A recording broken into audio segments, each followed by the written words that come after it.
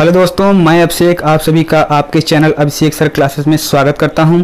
आज आपके लिए हम लेकर आए हुए हैं एक नए जो है आपके लिए इम्पॉर्टेंट टॉपिक की बात करेंगे, जहां आपको देखने को मिलेगा कि आपको जो है शिक्षा नीति में बदलाव, ठीक ना, आपको शिक्षा नीति में क्या बदलाव हुआ है इसके बारे में यहाँ पर आपको देखने को मिलेगा। काफ़ी आपके लिए जानना जरूरी होगा, ठीक ना, चाहे आप छात्र हों या फिर आप किसी भी छात्र के माता पिता हों, यह आपके लिए जानना बेहद ही जरूरी है कि आपके भविष्य में आगे चल करके आपके और आपके बच्चे के भविष्य में क्या परिवर्तन होने वाला है। इसके बारे में हम जो है इस वीडियो में बात करेंगे, ठीक ना। तो चलिए देखते हैं कि शिक्षा नीति में क्या बदलाव हुआ है, ठीक ना, इससे जो है भविष्य में क्या परिवर्तन होगा इसके बारे में हम जान लेते हैं। तो देखिएगा, भारत सरकार ने मानव संसाधन विकास मंत्रालय की आज नई शिक्षा नीति की घोषणा कर दी है, ठीक ना। पहला सबसे बड़ा बदलाव यह हुआ है कि मानव संसाधन विकास मंत्रालय के नाम को बदल करके सिर्फ और सिर्फ जो है शिक्षा मंत्रालय कर दिया गया है, ठीक ना। यह जो है सबसे बड़ा बदलाव हुआ है, लगभग 34 वर्ष के बाद हुआ है, ठीक है। ध्यान दीजिएगा, पहला बदलाव क्या हुआ है, मानव संसाधन विकास मंत्रालय के नाम को बदल करके क्या नाम कर दिया गया है, शिक्षा मंत्रालय कर दिया गया है, ठीक ना। आगे चलते हैं, अब देख लेते हैं कि बदलाव में और कौन कौन से बदलाव हुए हैं। तो ध्यान दीजिएगा, आज तक की जो भी शिक्षा व्यवस्था थी वह किस फॉर्मेट पे चलती थी, 10+2 के फॉर्मेट पे चलती थी, ठीक ना। लेकिन जो है अब 12वीं तक की शिक्षा व्यवस्था जो है 5+3+3+4 में हो गई है, ठीक ना। इसमें जो है परिवर्तित हो गई है। हुआ क्या है कि पहले 5 वर्ष की पढ़ाई फाउंडेशन स्टेज पर मानी जाएगी, ठीक ना, यानी इस दौरान बच्चों को मजबूत नींव तैयार किया जाएगा। और जो है इसको अगर बात कर लेते हैं कि इसका कैरिकुलम जो है NCERT द्वारा तैयार किया जाएगा, ठीक ना। यह सारा प्रारूप जो है NCERT द्वारा तैयार किया जाएगा। इसमें जो है प्री प्राइमरी के 3 वर्ष और पहली दूसरी कक्षा भी शामिल होगी, यानी जो 5 वर्ष पहला स्टेज होगा, ठीक ना, जिसको हम फाउंडेशन स्टेज मानेंगे, उसमें क्या होगा कि इसमें जो है पहले 3 वर्ष जो है प्री प्राइमरी के रूप में होगा, ठीक ना, और जो है अगला 2 साल जो बचेगा उसमें जो है पहली और दूसरी कक्षा शामिल की जाएगी, ठीक।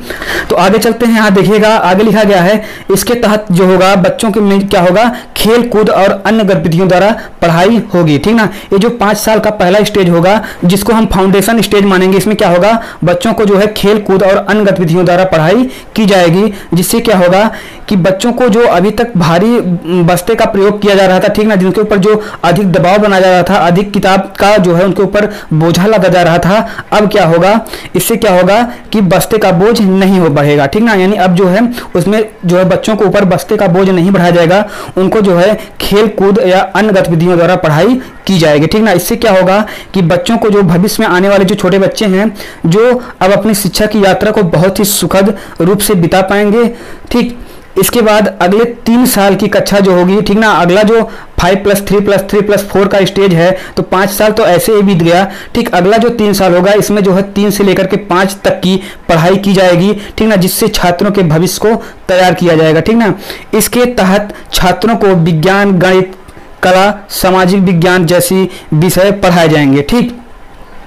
और जो है इसमें जो है इसके आगे बात कर लेते हैं, इसके आगे वाला जो 3 साल होगा उसको जो है मिडिल स्टेज माना जाएगा। इसमें कक्षा 6 से लेकर के 8 तक की पढ़ाई की जाएगी।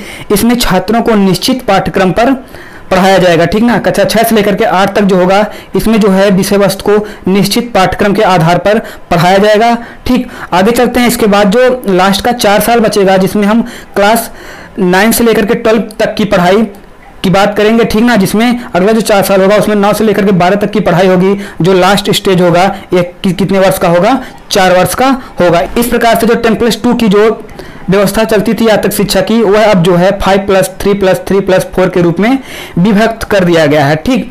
तो देखिएगा, इसमें छात्रों को किसी विषय के प्रति जो है गहरी समझ पैदा कराई जाएगी, यानी जो लास्ट के 4 वर्ष होंगे जो 9 से लेकर के 12 तक की पढ़ाई की जाएगी, इसमें क्या होगा, बच्चों के अंदर एक गहरी समझ पैदा की जाएगी, ठीक ना, किसी भी एक विषय वस्तु को लेकर के, ठीक।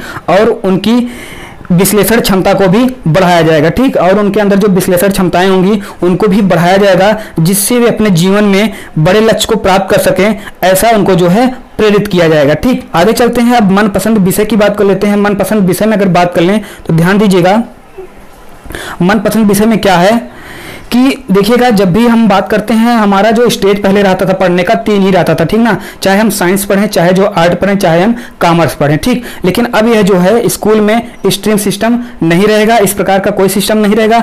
इसमें क्या होता था कि अगर हम साइंस पढ़ रहे हैं तो हम आर्ट नहीं पढ़ सकते हैं, ठीक, आर्ट पढ़ रहे हैं तो साइंस नहीं पढ़ सकते हैं, या फिर कॉमर्स पढ़ रहे हैं तो साइंस नहीं पढ़ सकते हैं। इस प्रकार से होता क्या था कि हम एक समय में एक ही जो है शिक्षा ग्रहण कर सकते थे, ठीक ना, एक ही सब्जेक्ट की शिक्षा ग्रहण कर सकते थे। लेकिन अब हुआ क्या कि इसमें जो है हम अपने मन पसंद के विषय को क्या कर सकते हैं, चुन सकते हैं। यानी अगर हम आर्ट के छात्र हैं तो हम जो है बायोलॉजी या फिर फिजिक्स की पढ़ाई कर सकते हैं, और अगर कॉमर्स के हैं तो इतिहास या फिर अदर सब्जेक्ट की हम पढ़ाई कर सकते हैं एक ही साथ में, ठीक। अब बात करते हैं, यह व्यवस्था जो होगी किसी खास पुल बना करके विषय को चुनने का आज़ादी दी जाएगी, ठीक ना। यह व्यवस्था जो होगी किसी एक पार्टिकुलर जो है पुल बना करके जो है आपको कोई विषय भी चुनने की आज़ादी दी जाएगी, ठीक ना। यानी आप एक साथ में जो है कितने विषय पढ़ने चाह रहे हैं, यह भी आपको जो है एक व्यवस्था के तहत जो है आज़ादी आपको मिलेगी, ठीक। तो यहाँ देख पा रहे हैं, लिखा भी गया है, पहले चाहे हम विज्ञान, कला या कॉमर्स से जो बच्चे पढ़ते थे, लेकिन वह किसी भी एक विषय को पढ़ सकते थे, ठीक ना। लेकिन अब ऐसा नहीं होगा, हर एक विषय को एक साथ इस व्यवस्था के तहत जो है हम पढ़ सकेंगे, ठीक। यानी बच्चे जो है पढ़ सकेंगे। तो बात करते हैं आगे जो है, तो ध्यान दीजिएगा, अगर दूसरी बात हम यह कहें कि जो 5वीं तक की पढ़ाई होगी अब वह जो है अपने मातृभाषा में होगी, ठीक ना, या फिर जो है स्थानीय भाषा के रूप में पढ़ाई कराई जाएगी, ठीक ना, भाषा का विकास कराया जाएगा कक्षा 5 तक की अगर हम बात कर लें तो, ठीक ना। जिसमें क्या होता है कि बच्चे कई बार जो है परेशान हो जाते हैं, क्योंकि जो है वहाँ पर जो स्थानीय भाषा या फिर उनको मातृभाषा में नहीं पढ़ाया जाता है, तो ठीक ना, जैसा क्या होता है कि वो जो है उनको समझने में कठिनाई का अनुभव उनको करना पड़ता है, ठीक ना, कठिनाई का सामना करना पड़ता है। अब क्या होता है, कोई भी आप चाहे किसी से वार्तालाप कर रहे हो, ठीक ना, चाहे आप किसी पढ़ाई एजुकेशन की बात कर रहे हो, जब भी आप मातृभाषा में करते हैं तो सामने वाला जो होता है काफ़ी प्रेरित होता है आपसे, ठीक ना। इसी प्रकार से जो है बच्चों को भी जो अगर उनको जो है मातृभाषा में पढ़ाया जाए, ठीक ना, उनके मदर टंग में पढ़ाया जाए, या फिर वहाँ की लोकेलिटी मतलब प्लेस को देख करके अगर भाषा का प्रयोग किया जाए तो काफ़ी आसान होता है सीखने में। तो यही जो है नई शिक्षा नीति में शामिल किया गया है कि 5 तक की पढ़ाई जो है मातृभाषा या फिर वहाँ की जो लोकेलिटी लैंग्वेज होगी, यानी जो स्थानीय भाषा होगी, उसमें कराई जाएगी, ठीक ना। अब जो है इंग्लिश जो एक सब्जेक्ट रह गया है वह जो है अनिवार्य जो है उसकी भाषा अनिवार्य नहीं रह जाएगी, ठीक ना, उसको सिर्फ और सिर्फ जो है एक विषय के रूप में पढ़ाया जाएगा, ठीक ना। जो अंग्रेजी है वह अनिवार्य मतलब अंग्रेजी की अनिवार्यता नहीं रहेगी कि हर एक सब्जेक्ट आपको इंग्लिश में ही पढ़ना है, बस जो है इंग्लिश को एक मात्र विषय के रूप में पढ़ा जाएगा, और अदर सब्जेक्ट को जो है अपने मातृभाषा या फिर वहाँ के लोकल लैंग्वेज के हिसाब से पढ़ाया जाएगा, ठीक ना। ऐसा करने से क्या होगा, काफ़ी विद्यालय अपने मनमानी करते थे कि जो है हम हर एक सब्जेक्ट को जो है इंग्लिश में ही पढ़ाएंगे, वह अब जो है इस प्रकार की जो है मनमानी नहीं कर पाएंगे, ठीक। तो आगे चलते हैं, अगर बात करते हैं, एक बदलाव और हुआ है कि अगर कक्षा 6 की बात कर लें तो अब जो है उनको कंप्यूटर कोडिंग सीखने का भी मौका मिलेगा, ठीक ना। क्या होगा कि जो कक्षा 6 के बच्चे होंगे उनको जो है कंप्यूटर कोडिंग सीखने का पूरा मौका मिलेगा, जिससे क्या होगा कि चीन जैसे देशों में जिस तरीके के लोग छोटे छोटे बच्चे पहले क्या करते हैं, स्टार्टिंग से जो है सॉफ्टवेयर या मोबाइल जैसे एप्लीकेशन को बनाना स्टार्ट कर देते हैं, ठीक ना, उसकी तकनीकी को जानना स्टार्ट कर देते हैं। सेम वही शिक्षा हमारे भारत में भी होगी, ठीक ना। भारत के लोग भी जो है चीन जैसे देशों की तरह सॉफ्टवेयर या फिर मोबाइल जैसे एप्लीकेशन की तकनीक सीखने को उनको भी मिलेगा, ठीक ना। तो जो कक्षा 6 के बच्चे होंगे उनको जो है कंप्यूटर कोडिंग की व्यवस्था यानी सीखने का मौका दिया जाएगा, ठीक ना, उनकी व्यवस्था की जाएगी, कंप्यूटर कोडिंग वो आसानी से सीख सकें ताकि वे भविष्य में जो है किसी भी एप्लीकेशन को आसानी से तैयार कर सके, ठीक। बात करते हैं आगे, जो है आगे लिखा गया है कक्षा 6 के छात्रों को इंटर्नशिप का मौका भी मिलेगा, ठीक ना। बहुत ही इंपॉर्टेंट बात की गई है, जो कक्षा 6 के बच्चे होंगे उनको जो है अपने अगर कोई रुचि है किसी भी विषय वस्तु में, उनकी अपनी रुचि है तो उनको जो है उस पर भी मौका दिया जाएगा। उसको भी जो है व्यवहारिक रूप से जो अगर उनका जो व्यवहारिक रूप से विशेष उस पर रुचि है तो उनको जो है उसके लिए जो है प्रैक्टिस करने के लिए प्रैक्टिकल ट्रेनिंग दी जाएगी, ठीक। यानी अगर कोई बच्चा कला के क्षेत्र में अगर रुचि रखता है, कला सीखना चाहता है, तो उसे किसी भी आर्ट के टीचर के पास भेज करके विद्यालय के तहत ही भेज करके उसको कला सिखाया जाएगा, ठीक ना। या फिर कोई बच्चा अगर जो है किसी टेक्निकल लाइन में अगर जाना चाहता है तो विद्यालय की तरफ से जो है उसको प्रेरित करके वह शिक्षा दी जाएगी, ठीक। यह भी एक बहुत बड़ा बदलाव हुआ है, ठीक। तो ध्यान दीजिएगा, आगे की बात करते हैं तो देखिएगा कक्षा 9 से 12 तक जो है ईयरली क्या होता था आज तक जो हम पढ़ते थे ईयरली क्या होता था, परीक्षा होती थी, यानी आप बात कर सकते हैं कक्षा 9 से लेकर के 10 यानी 2 साल के बाद पेपर होता था, और 11 से 12 2 साल के बाद जो है हमारा एक जो है पेपर हुआ करता था। लेकिन अब क्या होगा, अब जो है सेमेस्टर सिस्टम का प्रयोग कर दिया जाएगा, जिसमें क्या है कक्षा 9 से लेकर के 12 तक जो पेपर होंगे सेमेस्टर में होंगे, ठीक ना।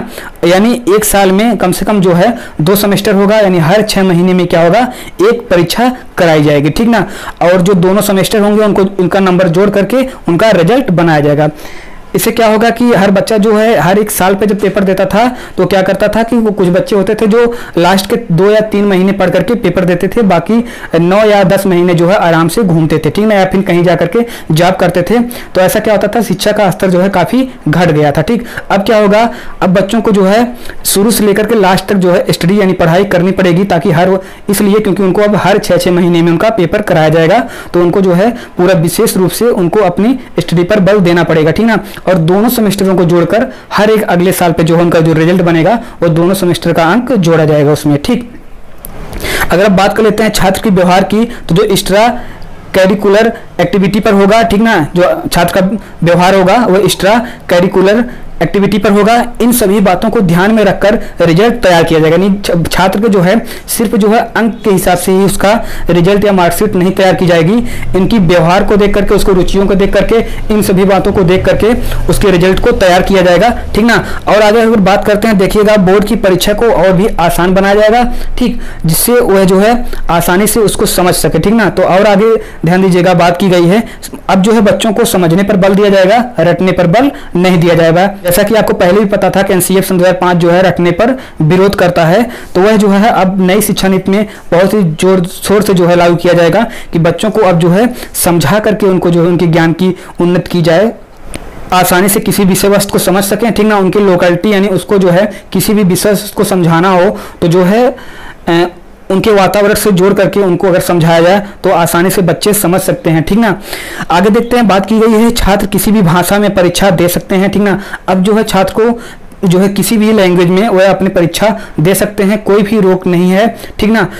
और जो उनका हमने आपको बताया जो उनका रिपोर्ट कार्ड होगा, ठीक, वह पूरे 360 डिग्री असेसमेंट के आधार पर बनाया जाएगा। इसमें क्या होगा कि बच्चे जो है अपना आकलन जो है खुद करेंगे, यानी अपने आप को खुद नंबर देंगे, ठीक। और जो है उनके जो विषय के जो विशेष टीचर होंगे वह भी उनको नंबर देंगे, और उनके साथ साथ जो है उसके जो क्या कह सकते हैं सहपाठी लोग होंगे वह भी जो है उसको नामांकित करेंगे यानी नंबर देंगे। इस प्रकार से जब भी उनका रिपोर्ट कार्ड तैयार किया जाएगा तो पूरे जो है उनके 360 डिग्री को लेकर के, यानी पूरा यानी उनके जो है व्यवहारिक, ठीक ना, व्यवहारिक ज्ञान को, रुचि को लेकर के, ठीक, और उसके जो है और भी जो भी उनके अंदर कला शैली है उनको लेकर के, ठीक, इन सभी को लेकर के जो है रिपोर्ट कार्ड तैयार किया जाएगा, जिसमें जो है उनका खुद का अंक भी शामिल होगा, यानी अपने आप से अपने आप को जो है वह प्रमोट करेंगे, यानी अपने आप को भी जो नंबर देंगे, और जो विशेष टीचर होंगे वह लोग भी जो है उनको नंबर देंगे, और जो उनके सहपाठी होंगे वो लोग भी जो है उनको नंबरिंग करेंगे, ठीक।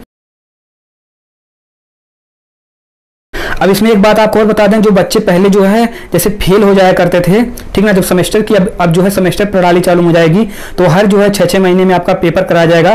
तो क्या होता है सेमेस्टर प्रणाली में, अगर बच्चा 1 साल फेल होता था तो पीछे पूरे के पूरे जो है 1 साल बैक होकर के फिर से जो है पढ़ाई करता था, ठीक ना। लेकिन अब क्या होगा कि अगर वह एक सेमेस्टर में फेल हो रहा है तो जो है वह अगले सेमेस्टर में अपना एडमिशन करा करके पिछले सेमेस्टर का जो है पेपर दे पाएगा, ठीक। इसमें क्या होगा कि बच्चे को जो है बैक नहीं जाना पड़ेगा, वह अपने अगली स्टडी के साथ साथ पिछले स्टडी का पेपर दे पाएगा, ठीक। इससे क्या होगा कि बच्चों के जो है जो उनके जो है समय की बर्बादी होती थी वह अब नहीं हो पाएगी, ठीक। तो ध्यान दीजिएगा, अगर बात की जाए कॉलेज एडमिशन जो है अब क्या हो गया है, आसान हो गया है। कॉलेज एडमिशन को भी इस नई शिक्षा नीति में आसान बनाया गया है। जैसे क्या होता था कि अगर आप क्लास 12 के नंबर अगर आपका कम है, ठीक ना, आप जो है किसी भी विद्यालय में, बड़े इंस्टीट्यूट में अगर आप जो है एडमिशन लेना चाह रहे हैं और वहाँ के कट ऑफ से आपका नंबर कम है तो आपको एडमिशन नहीं मिलता था। लेकिन अब क्या होगा, यह आपके लिए आसान कर दिया गया है कि अगर आपका नंबर कट ऑफ से कम है और आप तब भी एडमिशन लेना चाह रहे हैं तो वहाँ पर होगा, एक कॉमन एप्टीट्यूड टेस्ट होगा, ठीक ना, CAT होगा, यानी कॉमन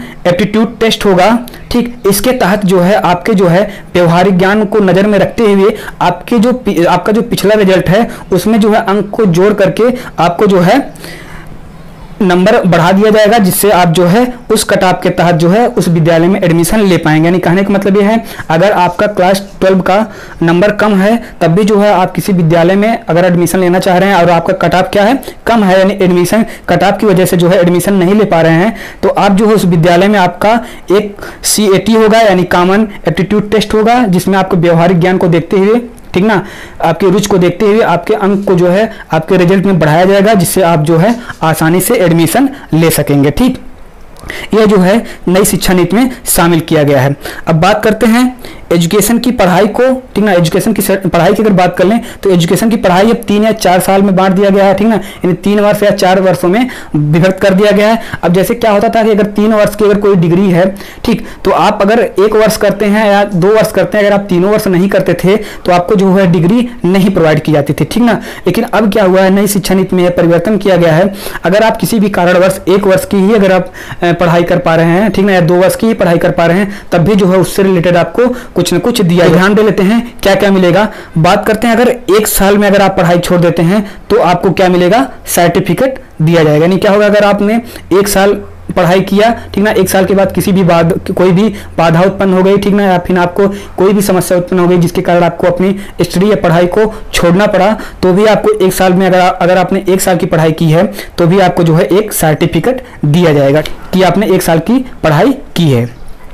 वहीं पर अगर आप 2 साल की पढ़ाई को छोड़ देते हैं, 2 साल की पढ़ाई करने के बाद छोड़ देते हैं किसी कारणवश, तो आपको जो है एक डिप्लोमा दिया जाएगा। यानी आपको डिप्लोमा, उसको जो है डिप्लोमा के तहत वैध रखा जाएगा कि आपने जो है 2 वर्ष तक की पढ़ाई की है, ठीक ना। वहां पर अगर बात कर लेते हैं 3 वर्ष की, यानी अगर आपने 3 वर्ष की पढ़ाई करके उसके बाद छोड़ दिया है तो वहां पर आपको जो है बैचलर डिग्री प्रोवाइड कराई जाएगी, ठीक है। अगर आपने 3 साल की पढ़ाई पूरी की तो आपको जो है बैचलर डिग्री, तो हमने क्या बताया, 1 साल की पढ़ाई को सर्टिफिकेट, 2 साल की पढ़ाई डिप्लोमा और 3 साल की पढ़ाई बैचलर डिग्री से प्रोवाइड कराई जाएगी, ठीक ना।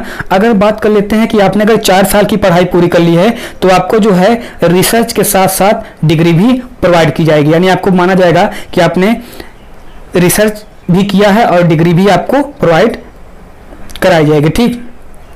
इस प्रकार से जो है अब पहले की तरह जो है आपका जो है समय बर्बाद नहीं होगा, ठीक। बात कर लेते हैं आगे, तो देखिएगा अगर हम बात कर लें स्कूल की, ठीक ना, स्कूल की तरह कॉलेज को भी जो कॉलेज के छात्र जो होंगे अलग अलग विषय ले सकेंगे, ठीक ना। जैसे कि हमने स्कूल में बताया कि कोई भी बच्चा अगर साइंस पढ़ रहा है तो आर्ट भी पढ़ सकता है, कॉमर्स भी पढ़ सकता है, ठीक ना, ठीक ना। इस तरीके से हर विषय को जो है किसी एक व्यवस्था के तहत जो है वह एक ही समय में स्टडी कर सकता है, ठीक ना। अपनी रुचि के अनुसार जो है अलग अलग सब्जेक्ट को चुन करके पढ़ सकता है एक ही समय में। सेम कंडीशन यही जो है कॉलेज में भी होगी कि हर छात्र जो है एक ही साथ में जो है अदर 10 सब्जेक्ट जो है पढ़ सकेगा, ठीक। यह जो है काफ़ी अच्छा परिवर्तन हुआ है, ठीक। क्योंकि पहले क्या होता था कि अगर हम जो है अगर साइंस पढ़ रहे हैं तो हम आर्ट का ज्ञान नहीं ले सकते थे, लेकिन अब क्या है कि अपने रुचि के अनुसार हम अदर सब्जेक्ट, यानी अगर हम साइंस पढ़ रहे हैं तो हम हिस्ट्री का भी नॉलेज ले सकते हैं, ठीक ना, अगर हमारी रुचि उसमें है तो। अब अगर बात कर लेते हैं, इसीलिए जो है यह व्यवस्था जो है मल्टी एंट्री या मल्टी एग्जिट के नाम से जानी गई है, ठीक ना। यानी इस व्यवस्था को जो है क्या कहा गया है, मल्टी एंट्री, यानी जब चाहे तब हम ले लें और जब चाहे तब उसको हम छोड़ दें। किसी भी विषय वस्तु को चाहे जब हम ले लें और चाहे जब छोड़ दें, या फिर किसी भी प्रिपरेशन को अगर हम कर रहे हैं, ठीक ना, किसी भी एक स्टेज पर छोड़ सकते हैं, किसी भी अगले स्टेज पर जो है उसको हम ग्रहण कर सकते हैं, ठीक। हमारा वह जैसे 1 साल की हमने स्टडी किया तो हमारा 1 साल बर्बाद नहीं होगा, वह भी जो है उसका भी हमको जो है सर्टिफिकेट प्रोवाइड कराया जाएगा, ठीक। अब बात कर लेते हैं एकेडमिक बैंक ऑफ क्रेडिट, ठीक ना। एकेडमिक बैंक ऑफ क्रेडिट की अगर बात कर लेते हैं, इसमें क्या होगा कि जो भी कोर्स हम पूरा कर रहे हों, ठीक ना, कोई भी अगर कोर्स हम पूरा कर रहे हों, अगर उसको पूरा ना करके आधे पर छोड़ दें तो वह जो भी हमको अंक मिलेगा, ठीक ना, 1 साल इसमें प्रिपरेशन किया तो जो भी हमको अंक मिलेगा उसको जो है क्रेडिट बैंक में जमा कराया जाएगा, ठीक ना। इस बैंक के तहत जो है उस हमारे अंक को जो है वहां पर क्रेडिट के रूप में जमा कर दिया जाएगा, जिससे क्या होगा, जब भी हम आखिरी डिग्री यानी आखिरी कोर्स को जब भी हम पूरा करेंगे तो वह जो क्रेडिट हमारा पुराना है उसको जोड़ दिया जाएगा, जोड़कर हमारा रिजल्ट बनाया जाएगा। और ये पूरी व्यवस्था जो है ऑनलाइन व्यवस्था होगी, ठीक ना।